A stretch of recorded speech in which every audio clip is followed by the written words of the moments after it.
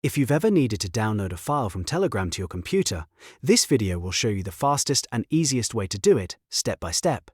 Whether it's a document, photo, video, zip file, or any other attachment, Telegram Desktop makes it simple to save files directly onto your device in just a few clicks. If this tutorial helps you, don't forget to hit the like button and subscribe for more quick software guides like this. Alright, let's jump right in. First, open the Telegram Desktop app on your computer. If you're not already signed in, make sure you log into the correct account so you can access the chat, group, or channel where the file was shared. Once Telegram opens, look through your conversations and go to the chat, group, or channel that contains the file you want to download. You can use the search bar at the top if you have a lot of chats and want to find it faster. After you locate the file, move your mouse over it and right-click on the file. A menu will appear with several options. From that menu, click Save File As.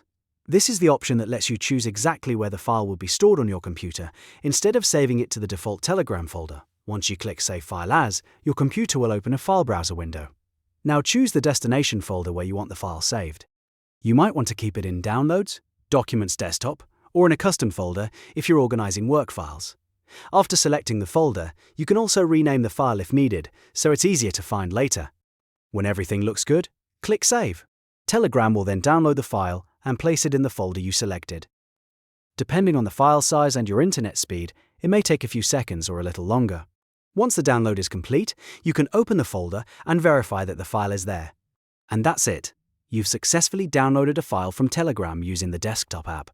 It's quick, simple, and gives you full control over where your files are stored. If this video helped, please like, subscribe, and turn on notifications so you don't miss the next tutorial. Thanks for watching, and I'll see you in the next one.